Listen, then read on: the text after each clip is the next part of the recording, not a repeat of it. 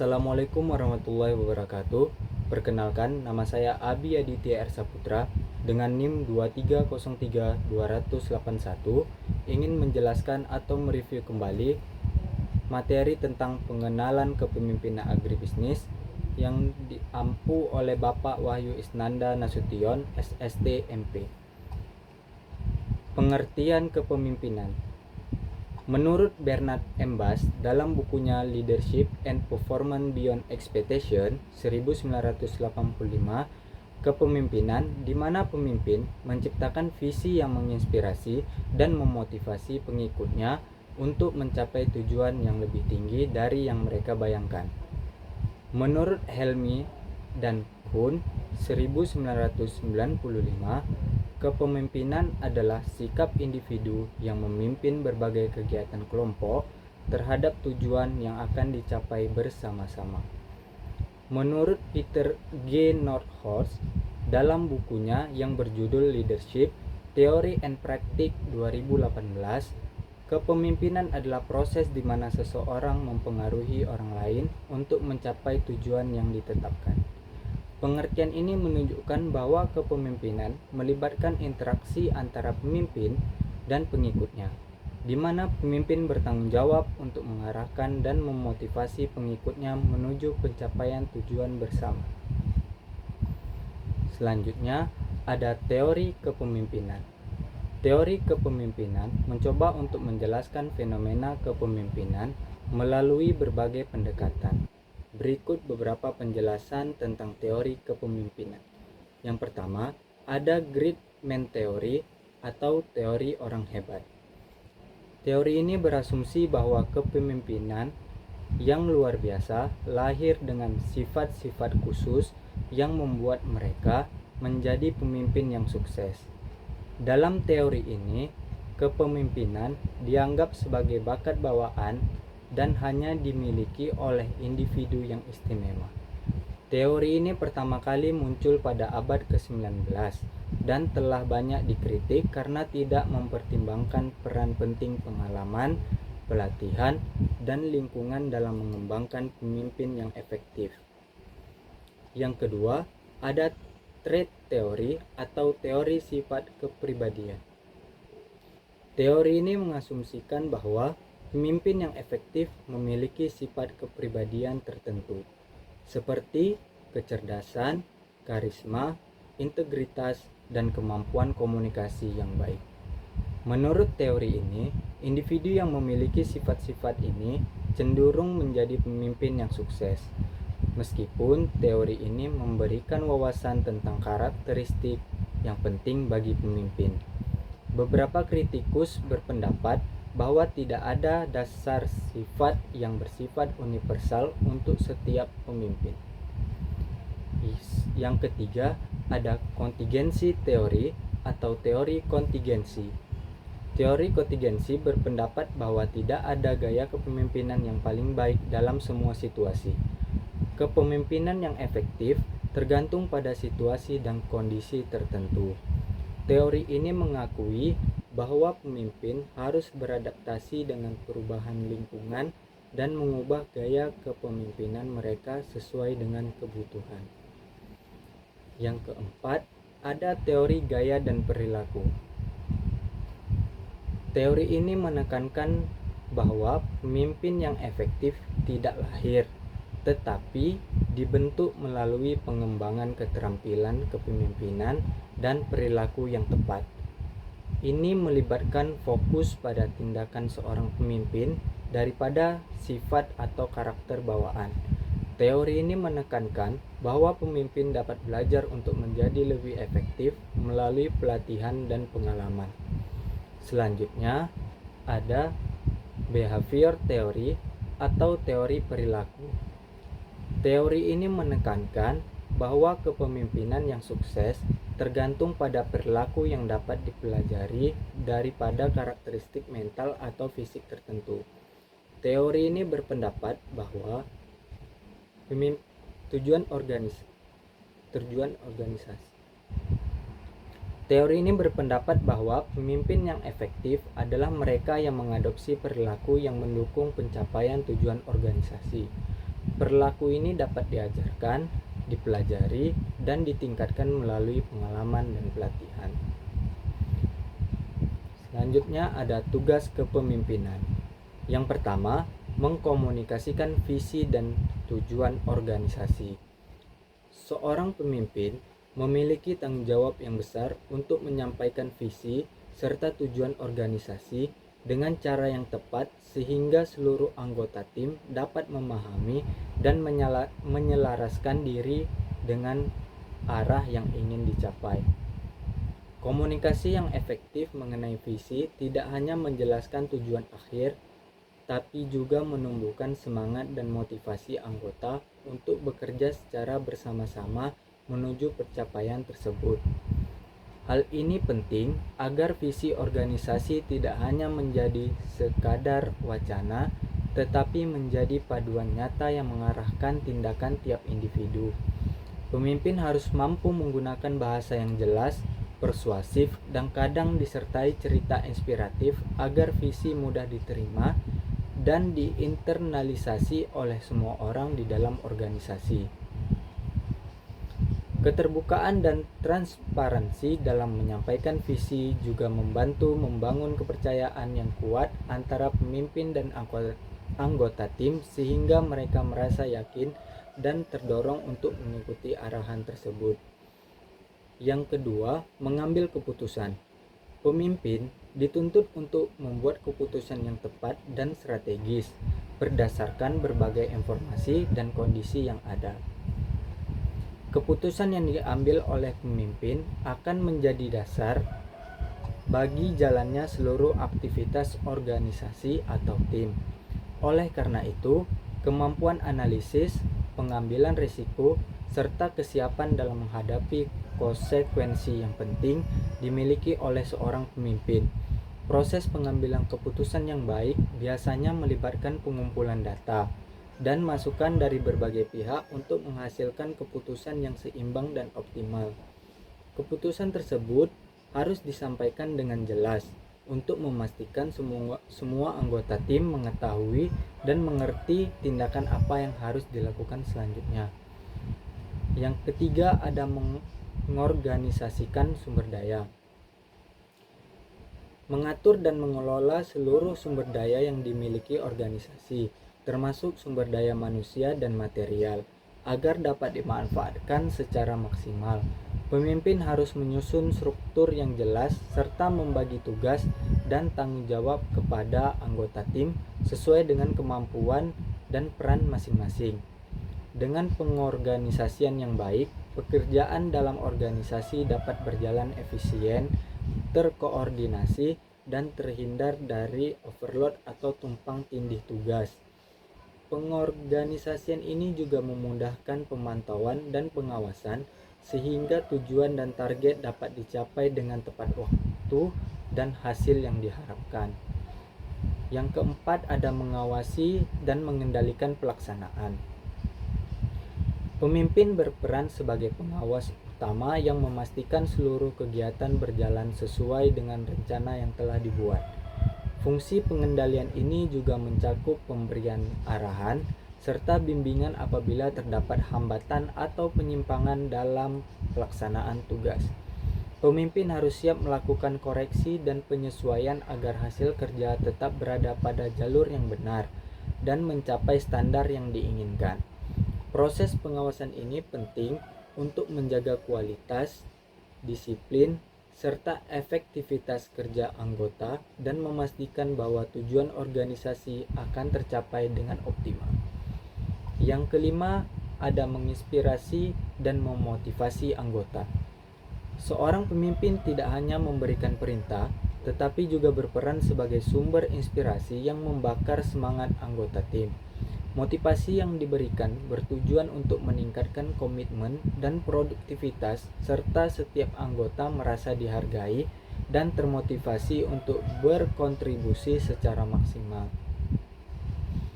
Pemimpin harus mampu mengenali kebutuhan dan potensi tiap individu untuk menciptakan suasana kerja yang mendukung dan mendorong terciptanya hasil yang optimal. Motivasi yang konsisten dapat membangkitkan loyalitas dan rasa tanggung jawab yang tinggi dalam tim. Yang keenam, ada membangun dan mengembangkan tim. Pemimpin bertugas untuk membentuk dan mengembangkan tim kerja yang solid dengan memberikan pelatihan, dukungan, dan kesempatan untuk belajar. Dengan cara ini, anggota tidak hanya menjalankan tugasnya, tetapi juga berkembang secara profesional dan mampu memberikan kontribusi yang besar kepada organisasi. Pemimpin harus menciptakan lingkungan kerja yang kondusif agar para anggota merasa nyaman, termotivasi, dan siap menerima tanggung jawab yang lebih besar ke depannya. Pembangunan tim yang efektif menciptakan sinergi dan kerjasama yang lebih kuat dalam mencapai tujuan bersama. Yang ketujuh, ada mengelola perubahan. Perubahan adalah sesuatu yang pasti dalam dinamika organisasi, sehingga pemimpin harus mampu merencanakan dan mengimplementasikan berbagai perubahan dengan strategi yang matang. Pemimpin berperan sebagai agen perubahan yang membantu anggota memahami, menerima, dan beradaptasi dengan perubahan tersebut agar organisasi tetap relevan dan kompetitif. Pengelolaan perubahan yang baik mengurangi resistensi dan meningkatkan dukungan dari seluruh anggota organisasi, sehingga proses transformasi dapat berjalan lancar dan membawa kemajuan. Yang ke-8, ada menyelesaikan konflik dan menjaga harmoni. Konflik dalam organisasi kadang tidak terhindarkan, dan pemimpin harus memiliki kemampuan mediasi untuk menyelesaikan masalah tersebut dengan cara yang adil dan bijaksana. Pemimpin berfungsi menjaga suasana kerja yang kondusif dengan membangun komunikasi terbuka dan hubungan yang harmonis antar anggota.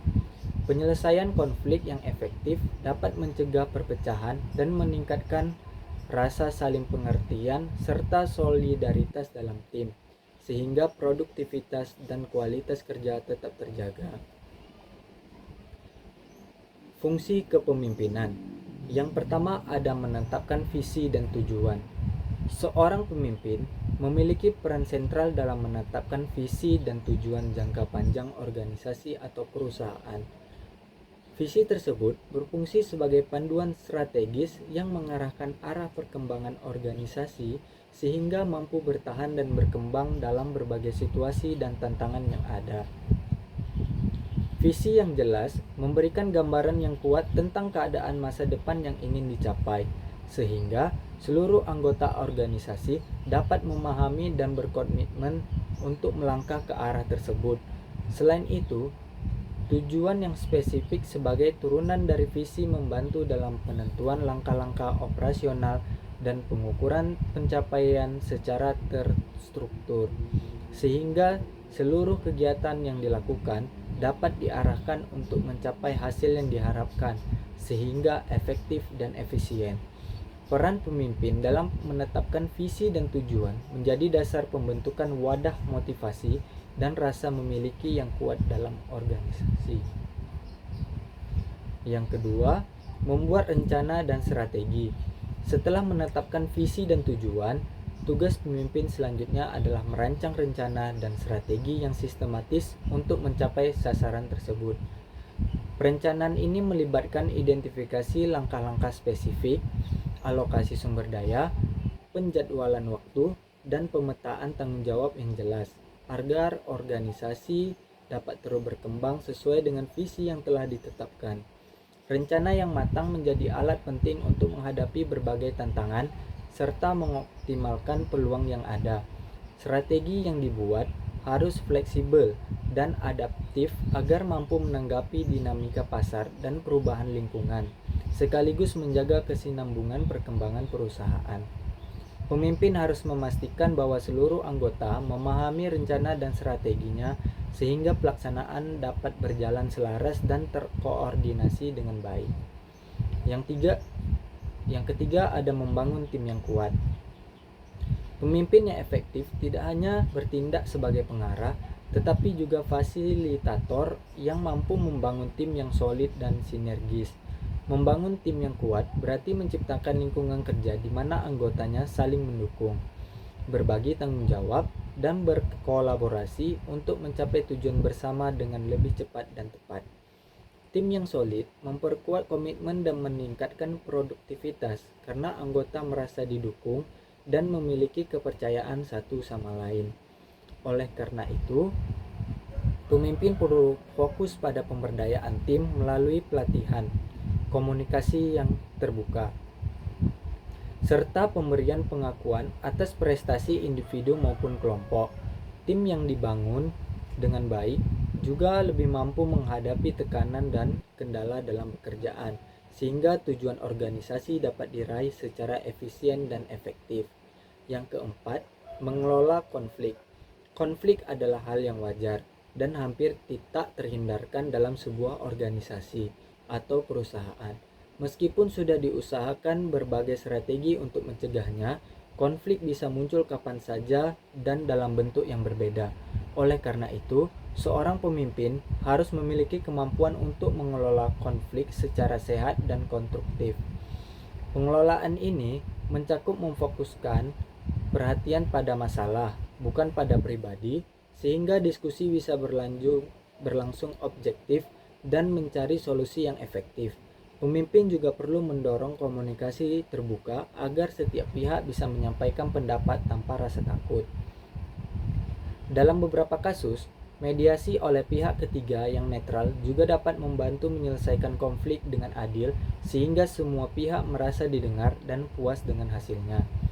Selain itu, pengembangan keterampilan manajemen konflik bagi karyawan dapat meningkatkan kemampuan mereka menghadapi dan mengatasi secara profesional yang pada akhirnya membantu menciptakan budaya kerja yang positif dan produktif. Yang kelima, memberikan motivasi dan dukungan. Motivasi dan dukungan yang diberikan oleh pemimpin memiliki pengaruh besar terhadap semangat dan kinerja karyawan. Terkadang, hal yang tampak sederhana seperti memberikan pujian, dorongan, atau memperhatikan kebutuhan anggota tim sudah sangat efektif untuk meningkatkan semangat kerja mereka. Pemimpin yang baik tahu bagaimana mengenali pencapaian, memberikan penghargaan, serta mendukung anggota dalam menghadapi tantangan sehari-hari. Motivasi yang konsisten akan membuat karyawan merasa dihargai dan terlibat secara emosional, yang berdampak positif pada produktivitas dan kepuasan mereka. Yang keenam, ada meningkatkan kinerja karyawan.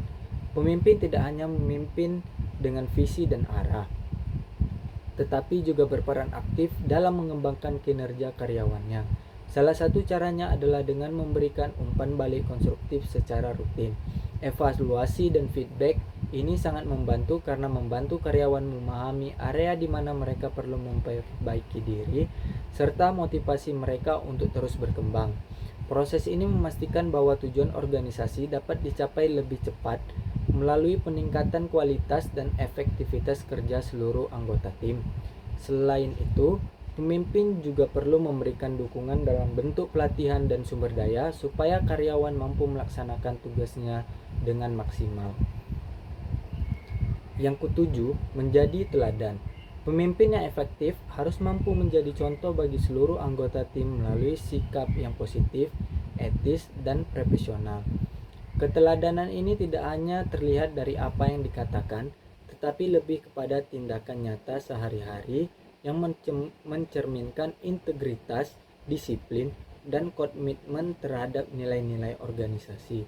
Dengan menjadi teladan, pemimpin membangun kredibilitas dan kepercayaan yang membuat anggota tim lebih mudah mengikuti arahan serta meniru perilaku yang baik yang diperlihatkan.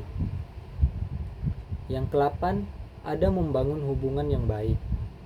Pemimpin harus membangun dan memelihara hubungan yang positif dengan berbagai pihak, baik di dalam organisasi seperti karyawan maupun di luar seperti investor dan pelanggan.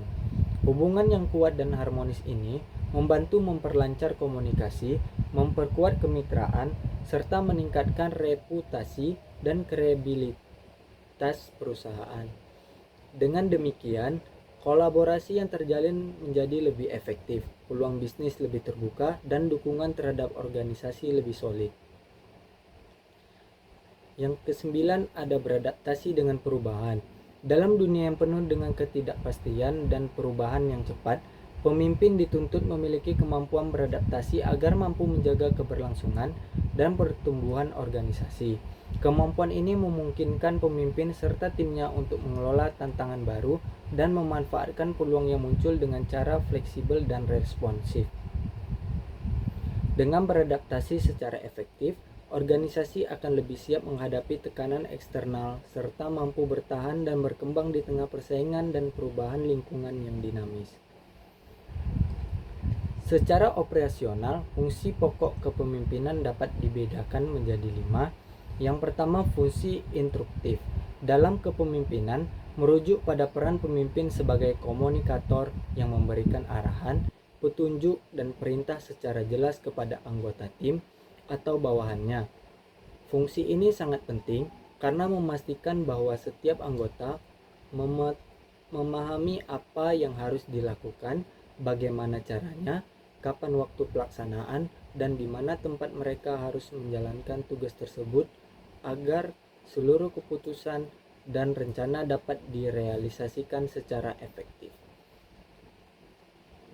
Fungsi instruktif memusatkan perhatian pada aspek komunikasi satu arah, di mana pemimpin bertindak sebagai pengambil keputusan utama dan pengarah utama kegiatan anggota organisasi. Melalui fungsi ini, pemimpin memiliki peran sebagai penentu langkah-langkah operasional yang harus diikuti oleh anggota, termasuk penetapan isi perintah, metode pelaksanaan, waktu pelaksanaan, dan tempat kerja. Selain itu, pemimpin juga harus mampu menyampaikan instruksi secara sistematis dan terstruktur supaya tidak terjadi kesalahpahaman dalam pelaksanaan tugas. Anggota tim bertanggung jawab untuk melaksanakan semua instruksi yang telah diberikan oleh pemimpin dengan penuh disiplin dan tanggung jawab. Fungsi ini menuntut adanya kejelasan dan ketegasan agar semua kegiatan berjalan sesuai rencana dan tujuan yang telah ditentukan sebelumnya. Fungsi instruktif juga menjadi dasar dalam membangun struktur kegiatan yang terorganisir di dalam organisasi atau kerja tim. Pemimpin melalui fungsi ini mampu mengarahkan seluruh aktivitas secara tepat sasaran dan memastikan bahwa semua anggota bekerja sesuai dengan arahan yang telah ditetapkan. Dengan demikian, keberhasilan pelaksanaan tugas dan pencapaian target organisasi sangat bergantung pada keberhasilan fungsi ini dijalankan dengan baik. Selain berperan sebagai pengarah, fungsi instruktif juga harus mampu mengendalikan dan memonitor pelaksanaan perintah agar tetap sesuai dengan standar dan waktu yang ditentukan. Fungsi ini merupakan fondasi dari kepemimpinan yang efektif karena tanpa instruksi yang jelas dan terarah, kegiatan organisasi beresiko mengalami kegagalan atau kesalahan. Yang kedua, ada fungsi konsultatif. Dalam kepemimpinan merupakan proses komunikasi dua arah antara pemimpin dan orang-orang yang dipimpinnya. Pemimpin mengajak bawahannya untuk memberikan masukan, saran, serta pertimbangan sebelum sebuah keputusan diambil. Dengan demikian, fungsi ini menekankan pentingnya keterlibatan anggota tim dalam diskusi agar keputusan yang dihasilkan menjadi lebih matang dan dapat diterima bersama. Fungsi konsultatif tidak hanya bertujuan untuk mendapatkan informasi tambahan, tetapi juga membangun rasa saling pengertian dan dukungan terhadap keputusan yang dilaksanakan. Fungsi konsultatif menjadikan pemimpin sebagai fasilitator yang membuka ruang dialog bagi anggota organisasi atau tim agar bisa menyampaikan ide atau pendapat mereka. Ini berbeda dengan fungsi instruktif yang sifatnya satu arah, karena konsultatif melibatkan partisipasi aktif dari bawahannya. Pemimpin yang menggunakan fungsi konsultatif biasanya lebih menghargai opini dari orang yang dipimpinnya, sehingga keputusan yang diambil lebih lengkap dan sesuai dengan kondisi nyata di lapangan. Fungsi ini efektif untuk meningkatkan komitmen dan motivasi para anggota karena mereka merasa dihargai dan mempunyai andil dalam proses pengambilan keputusan. Fungsi konsultatif juga membantu pemimpin dalam meminimalisir resiko kesalahan keputusan dengan mempertimbangkan berbagai perspektif yang berbeda. Dalam situasi di mana keputusan bersifat kompleks dan membutuhkan pertimbangan yang matang, konsultasi dengan bawahan menjadi langkah yang strategis agar keputusan dapat berjalan lancar dan mendapat dukungan penuh. Fungsi ini menuntut kemampuan komunikasi yang baik dari pemimpin untuk mendengarkan, menilai, dan mengintegrasikan berbagai masukan guna menghasilkan keputusan terbaik bagi organisasi. Secara keseluruhan, fungsi konsultatif menciptakan iklim kerja yang demokratif dan kolaboratif di dalam organisasi, di mana keputusan tidak hanya datang dari atas, tetapi juga melalui keterlibatan anggota yang dipimpin. Hal ini mendukung terciptanya keputusan yang lebih tepat sasaran dan meningkatnya rasa tanggung jawab bersama dalam pencapaian tujuan organisasi. Fungsi konsultatif menunjukkan bahwa kepemimpinan tidak hanya sekadar memberi perintah, tetapi juga mendengarkan dan berdiskusi demi keberhasilan bersama. Yang ketiga, ada fungsi partisipasi dalam kepemimpinan. Merupakan suatu pendekatan di mana pemimpin tidak hanya menentukan dan mengambil keputusan sendirian, tetapi juga secara aktif melibatkan anggota atau bawahan dalam proses pengambilan keputusan tersebut. Dengan melibatkan anggota, pemimpin memberikan ruang bagi mereka untuk memberikan masukan, ide, dan pendapat yang dapat memperkaya kualitas keputusan yang diambil. Fungsi ini mendorong keterlibatan dan kolaborasi yang lebih besar, sehingga anggota merasa dihargai dan memiliki peran penting dalam keberhasilan organisasi. Melalui fungsi partisipasi, pemimpin menciptakan suasana kerja yang demokratis dan terbuka, di mana setiap individu diberikan kesempatan untuk berkontribusi dan ikut serta dalam menentukan langkah-langkah yang akan diambil. Hal ini tidak hanya berlaku dalam tahap pengambilan keputusan, tetapi juga dalam pelaksanaan keputusan tersebut, sehingga anggota tim tidak hanya menjadi pelaksana, tapi juga merasa bertanggung jawab atas hasil kerja bersama. Pendekatan ini dapat meningkatkan motivasi, komitmen, dan rasa kepemilikan anggota terhadap organisasi. Fungsi partisipasi ini sangat efektif untuk membangun hubungan kerja yang harmonis dan saling percaya antara pemimpin dengan anggota tim. Ketika anggota merasa suara mereka didengar dan dihargai, mereka lebih cenderung memberikan dukungan penuh terhadap kebijakan dan strategi yang dijalankan. Selain itu, keterlibatan anggota juga dapat meningkatkan kreativitas dan inovasi, karena ide-ide dari berbagai perspektif dapat diakomodasi dalam pengambilan keputusan. Kepemimpinan yang mengadopsi fungsi partisipasi ini menekankan pentingnya kolaborasi dan kerjasama tim dalam mencapai tujuan organisasi. Meskipun keputusan akhir tetap menjadi tanggung jawab pemimpin, fungsi partisipasi memastikan bahwa keputusan tersebut didasarkan pada pertimbangan dan komprehensi dan melibatkan berbagai pihak yang berkepentingan. Dengan demikian, kualitas efektivitas keputusan dapat lebih terjamin dan pelaksanaannya dapat lebih lancar karena didukung kolektif dari seluruh anggota tim. Yang keempat, ada fungsi delegasi dalam kepemimpinan. Adalah proses di mana seorang pemimpin memberikan atau melimpahkan wewenang kepada orang lain, baik untuk membuat maupun menetapkan keputusan. Fungsi ini menjadi bentuk kepercayaan yang diberikan pemimpin kepada orang yang ditunjuk, sehingga orang tersebut memiliki tanggung jawab untuk menjalankan tugas yang didelegasi secara penuh. Melalui delegasi, pemimpin tidak harus mengerjakan semuanya sendiri, melainkan dapat mempercayakan sebagian tugas kepada anggota tim yang dianggap memiliki kemampuan dan kompetensi sesuai. Dengan demikian, fungsi delegasi tidak hanya membantu meringankan beban pemimpin, tetapi juga meningkatkan efisiensi kerja dalam organisasi. Delegasi tugas memberikan kesempatan bagi anggota untuk berkembang karena mereka mendapatkan kepercayaan dan tanggung jawab yang lebih besar.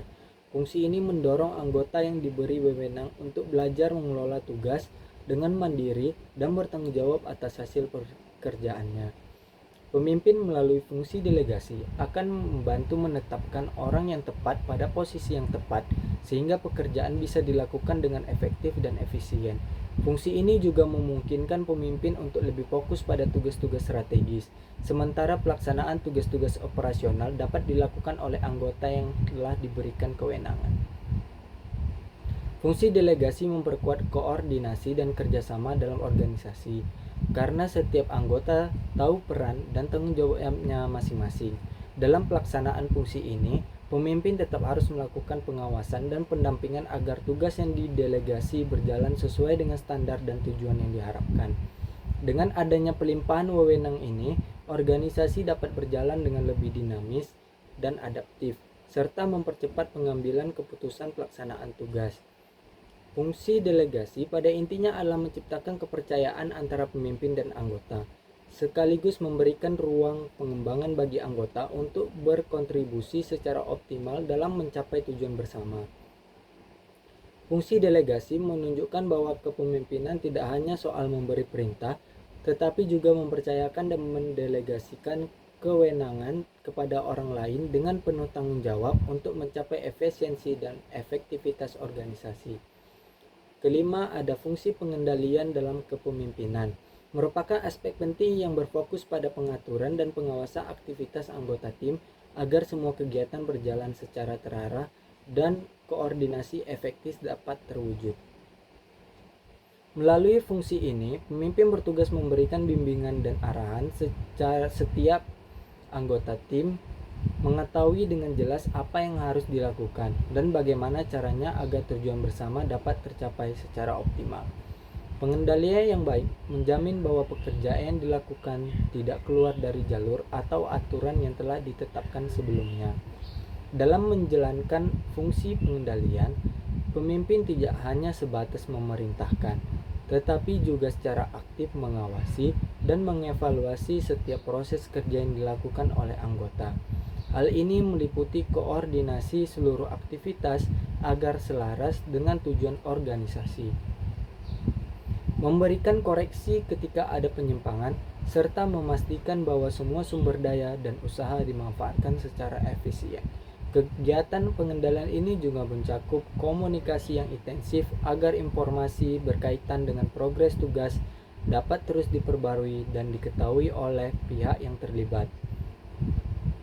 Fungsi pengendalian juga penting dalam menjaga kelancaran hubungan antar anggota tim, melalui peran pemimpin sebagai pengarah yang memberikan panduan secara terperinci dan koordinatif.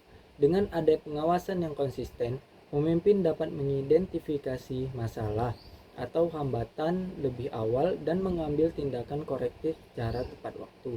Fungsi ini juga memperkuat rasa tanggung jawab anggota karena mereka berada dalam pengawasan yang mendukung sehingga dapat meningkatkan disiplin dan kualitas kerja. Fungsi pengendalian merupakan fondasi bagi keberhasilan kepemimpinan. Kemampuan seorang pemimpin untuk mengatur, membimbing, mengarahkan, mengordinasikan, dan mengawasi aktivitas tim secara berkelanjutan akan menentukan sejauh mana visi dan misi organisasi dapat terwujud secara efektif dan efisien. Jika fungsi pengendalian tidak dijalankan dengan baik, kemungkinan besar akan terjadi ketidakteraturan, keterlambatan, dan kegagalan dalam mencapai tujuan yang diharapkan. Implikasi kepemimpinan. Yang pertama, meningkatkan motivasi dan semangat kerja. Kepemimpinan yang efektif memiliki pengaruh besar dalam membangkitkan motivasi dan semangat kerja anggota tim. Pemimpin yang memberikan arahan yang jelas serta dukungan yang tulus dapat membuat anggota merasa dihargai dan memiliki rasa kepemilikan atas pekerjaan mereka. Selain itu, penghargaan yang diberikan oleh pemimpin atas pencapaian kerja karyawan mampu menumbuhkan loyalitas yang tinggi terhadap organisasi. Saat anggota tim memiliki motivasi yang kuat, mereka akan bekerja dengan lebih antusias dan produktif, sehingga kinerja seluruh organisasi pun meningkat secara signifikan. Yang kedua, ada pengarahan pada pencapaian tujuan organisasi. Pemimpin memiliki tanggung jawab utama untuk mengarahkan dan mengelola seluruh aktivitas serta sumber daya organisasi agar berjalan sejalan dengan visi dan tujuan yang telah ditetapkan. Pengarahan yang terorganisir dengan baik membuat seluruh elemen organisasi dapat bekerja secara sinergis dalam satu arah. Hal ini penting agar upaya dan sumber daya tidak terbuang sia-sia dan semua bagian saling mendukung untuk mencapai target yang telah disepakati. Tanpa pengarahan yang efektif, seringkali terjadi tumpang tindih tugas atau fokus yang tidak jelas sehingga menghambat kemajuan organisasi secara keseluruhan. Yang ketiga, meningkatkan kinerja tim dan individu. Pemimpin yang berkualitas tidak hanya berorientasi pada pencapaian tujuan organisasi, tetapi juga terus berupaya mengembangkan potensi setiap anggota tim melalui pemberian umpan balik atau feedback yang konstruktif. Pemimpin membantu anggota memahami kekuatan dan area yang perlu ditingkatkan. Dengan membangun lingkungan kerja yang suportif dan penuh semangat, anggota tim didorong untuk terus meningkatkan kualitas dan efektivitas kerjanya. Lingkungan seperti ini sangat penting dalam mempertahankan motivasi dan membangun keterampilan karyawan yang berkontribusi pada kinerja optimal secara berkelanjutan. Keempat, ada menciptakan lingkungan kerja yang positif. Pemimpin yang mampu membuka komunikasi dan membangun hubungan harmonis dengan anggota tim serta para pemangku kepentingan lainnya mampu menciptakan iklim kerja yang kondusif. Lingkungan kerja yang positif ini sangat berperan dalam mengurangi konflik antar anggota serta meningkatkan kerjasama dan solidaritas dalam tim. Dengan suasana yang mendukung seperti ini, karyawan merasa lebih nyaman dan termotivasi untuk memberikan hal terbaik. Sementara organisasi pun dapat meminimalkan hambatan yang muncul akibat kurangnya komunikasi atau ketidakselarasan anggotanya. 5. Mengelola perubahan dan adaptasi. Dunia bisnis dan organisasi selalu mengalami perubahan yang cepat dan tidak terduga. Oleh karena itu, kepemimpinan yang adaptif sangat diperlukan agar organisasi dapat mengantisipasi sesuai terhadap perubahan tersebut. Pemimpin yang mampu beradaptasi dengan lingkungan yang dinamis dapat mengarahkan organisasi untuk mengambil strategi-strategi baru yang relevan, sehingga tetap kompetitif dan tahan dalam menghadapi tantangan.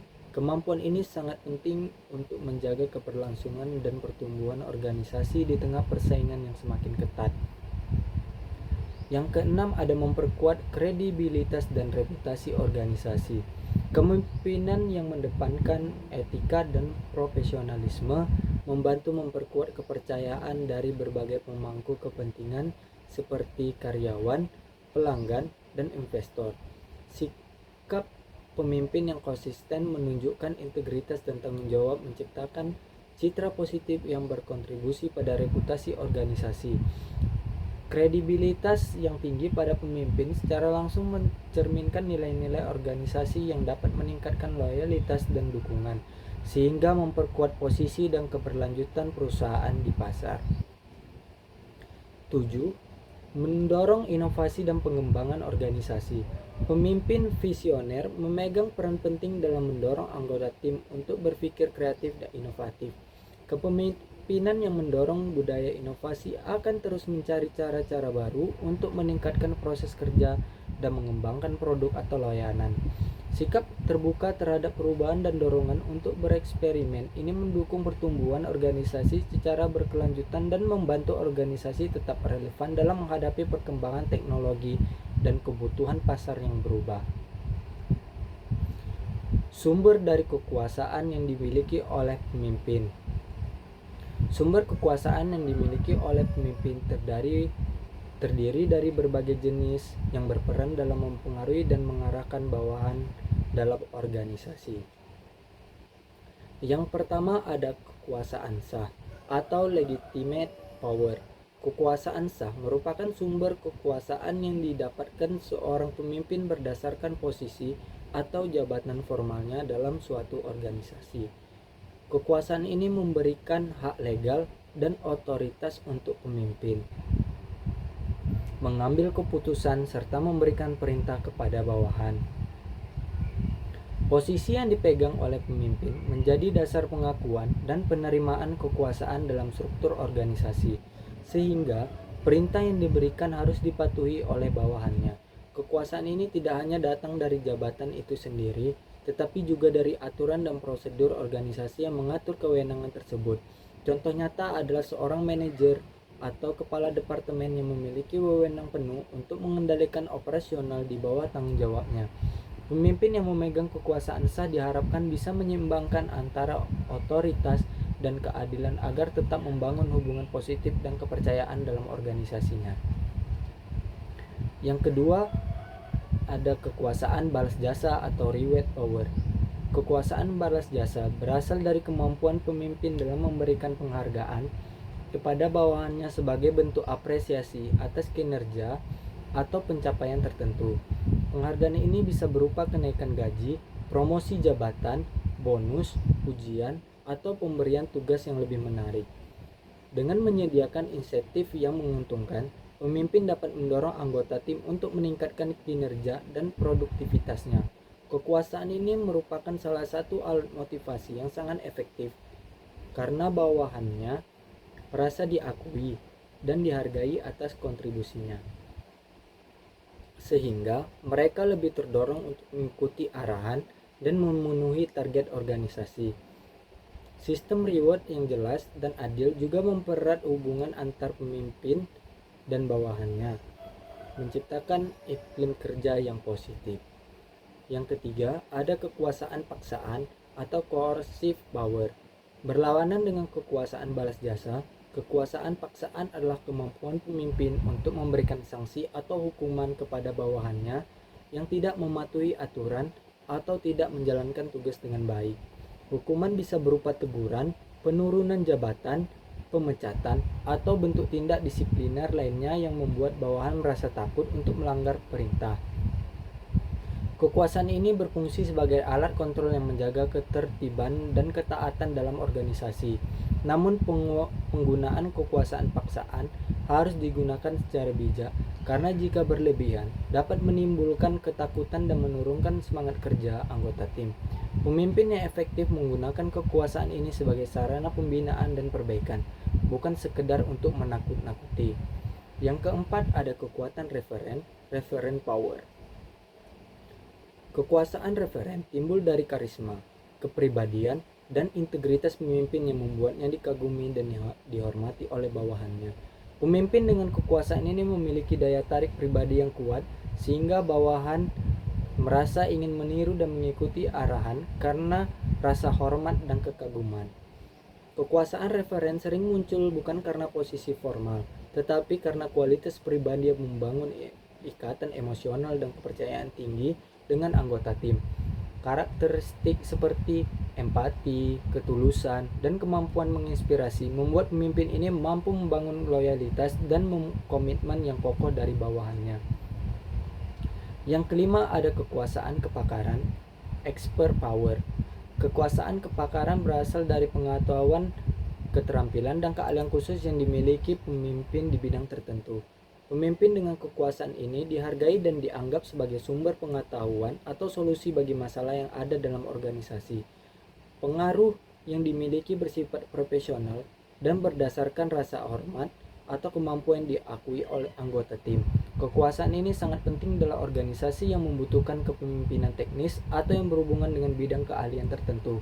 Dengan expert power, pemimpin dapat memimpin dengan efektif serta meningkatkan kredibilitas dan kepercayaan dari tim. Lanjutnya, tanggung jawab para pemimpin. Yang pertama, ada mengkomunikasikan visi.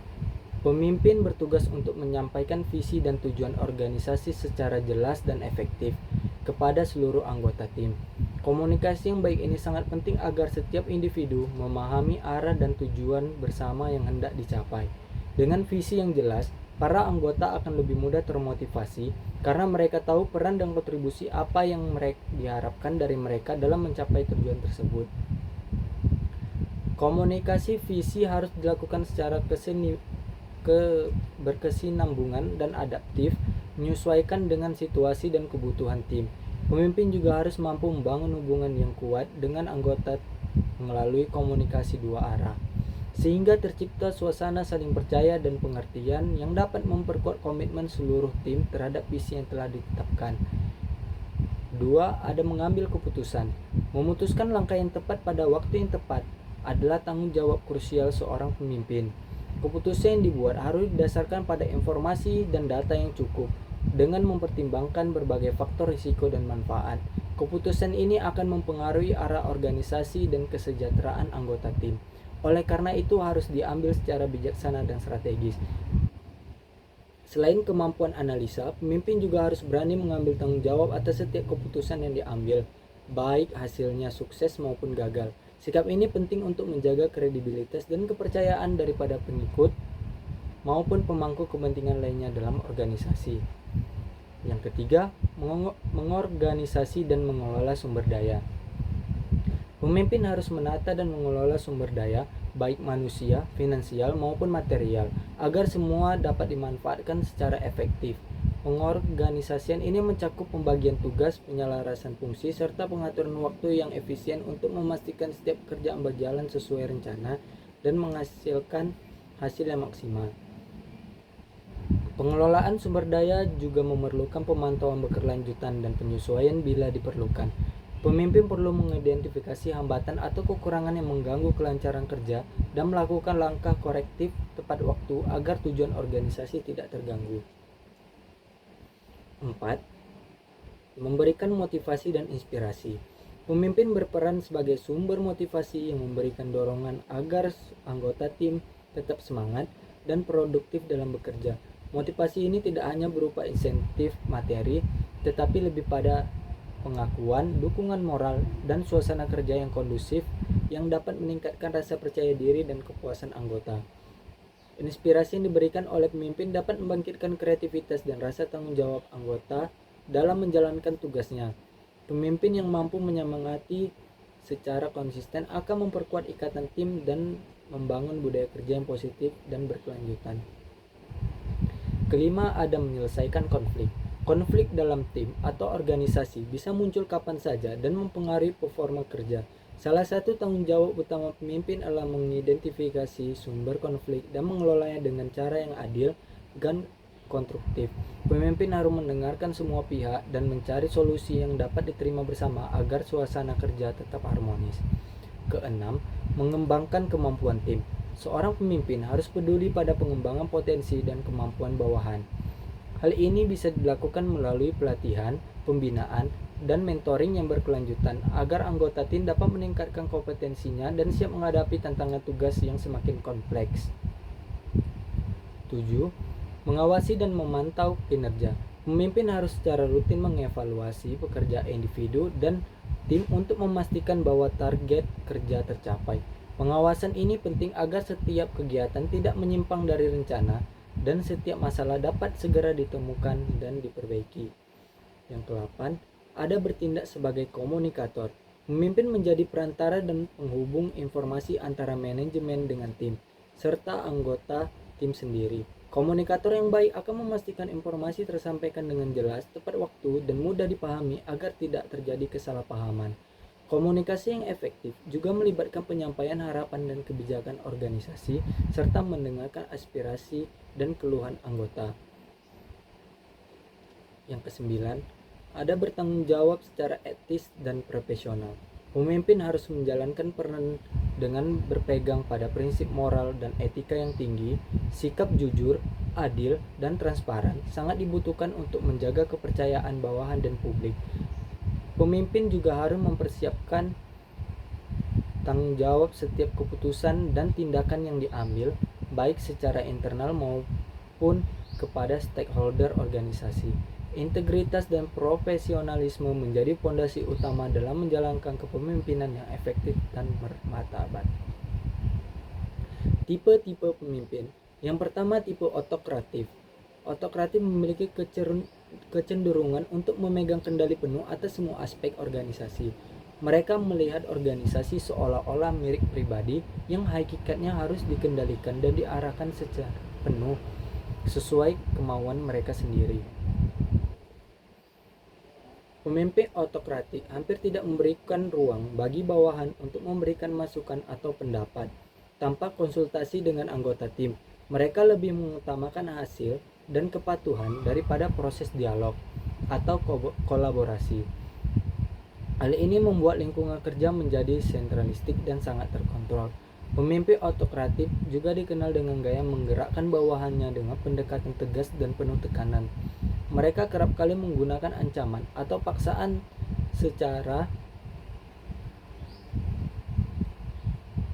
sebagai cara untuk memastikan bawahan mematuhi perintah. Sistem pengawasan mereka ketat sehingga setiap pergerakan bawahan menjadi objek pengamatan yang detail.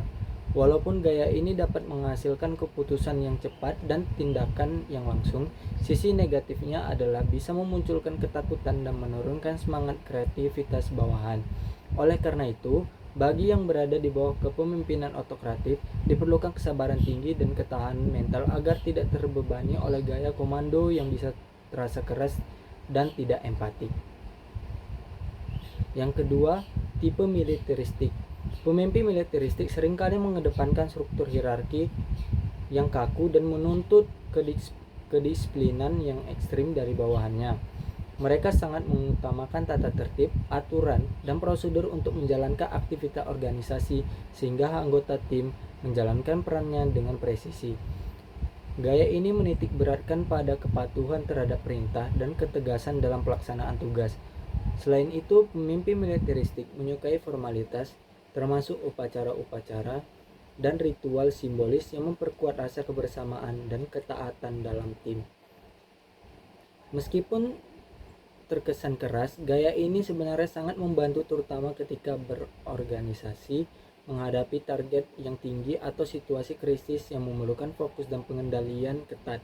Bagi bawahan, penting untuk menerima gaya kepemimpinan ini dengan sikap terbuka dan penuh tanggung jawab karena kedisiplinan yang diterapkan akan membantu menjaga ritme kerja dan kejelasan arah yang diperlukan. Penting juga untuk menjaga keseimbangan agar tidak terlalu tertekan, sebab gaya militeristik yang berlebihan dapat membuat suasana kerja terlalu kaku dan menimbulkan stres bagi anggota tim. Yang ketiga, ada tipe paternalistis. Pemimpin paternalistis berperan layaknya sosok ayah yang selalu menjaga dan melindungi anggota tim layaknya anak-anak sendiri. Mereka biasanya sangat perhatian dan cenderung protektif terhadap bawahan, sehingga memberikan arahan dan bimbingan secara intens. Namun di balik perhatian itu juga terkadang tersembunyi sifat yang kurang memberikan ruang kebebasan bagi bawahan untuk berinisiatif atau membuat keputusan secara mandiri. Dalam pandangan pemimpin paternalistis, dirinya dianggap memiliki pengetahuan dan pengalaman yang lebih sehingga merasa perlu mengarahkan setiap langkah bawahannya. Walaupun banyak bawahan merasa nyaman dan aman karena arahan yang jelas dan perhatian yang besar, risiko terbesar gaya ini adalah kemungkinan membuat anggota tim menjadi pasif dan kurang mandiri dalam perkembangan profesionalnya. Ketergantungan yang terbentuk pada pemimpin paternalistis bisa menghambat kemampuan anggota untuk beradaptasi dan berkembang secara kreatif. Oleh karena itu, bagi bawahan yang berada dalam lingkungan seperti ini penting untuk tetap mengembangkan kemandirian dan aktif mencari peluang belajar meskipun arahan selalu tersedia. Yang keempat, ada tipe karismatik. Pemimpin karismatik dikenal dengan kemampuan luar biasa untuk menarik dan menginspirasi orang lain melalui kepribadian mereka. Karisma yang dimiliki bisa datang dari sikap ramah, kecerdasan, atau kepedulian tinggi terhadap kesejahteraan bawahan. Hal ini yang membuat mereka dekat dengan tim dan menjadi sosok yang disukai serta dipercaya. Pemimpin karismatik sering kali mampu membangkitkan semangat tinggi dan loyalitas yang kuat dari para pengikutnya, karena hubungan emosional yang tercipta sangat dalam. Bagi bawahan, keberadaan pemimpin karismatik merupakan kesempatan emas untuk tumbuh dan belajar. Dekati mereka dengan rasa ingin tahu yang tinggi, berdiskusi dan berbagi ide mengenai pekerjaan agar bisa mendapatkan pengaruh positif. Energi dan daya tarik yang dimiliki pemimpin karismatik bisa menular, membantu meningkatkan rasa percaya diri dan kemampuan diri dalam menghadapi tantangan kerja sehari-hari. Gaya kepemimpinan ini tidak hanya menciptakan lingkungan yang harmonis, tetapi juga mendorong pertumbuhan inovasi dan produktivitas tim secara keseluruhan. Yang kelima, tipe demokratis. Tipe demokratis mengutamakan prinsip keterbukaan dan partisipasi dalam pengambilan keputusan. Mereka selalu siap menerima kritik dan saran dari semua anggota tim yang disampaikan bertujuan untuk kemajuan bersama. Gaya kepemimpinan ini menumbuhkan rasa memiliki dan tanggung jawab kelompok karena keputusan dibuat secara kolektif dan berdasarkan konsensus. Pada dasarnya, pemimpin demokratis melihat bahwa keberhasilan organisasi bergantung pada keterlibatan aktif seluruh anggota tim, bukan hanya satu atau dua individu. Tipe pemimpin demokratis memberikan ruang luas untuk berinovasi, berkreasi, serta berkembang secara profesional dan personal. Kebebasan dalam berkontribusi ini tidak hanya meningkatkan kualitas kerja, tapi juga mempererat hubungan kerjasama antar anggota tim. Selain itu, suasana kerja di bawah kepemimpinan demokratis biasanya jauh lebih menyenangkan karena adanya rasa saling menghargai dan kesetaraan dalam pengambilan keputusan strategis. Dengan demikian, bawahan didorong untuk terus meningkatkan kemampuan, memberikan ide-ide baru, dan berkontribusi nyata demi kemajuan bersama secara berkelanjutan.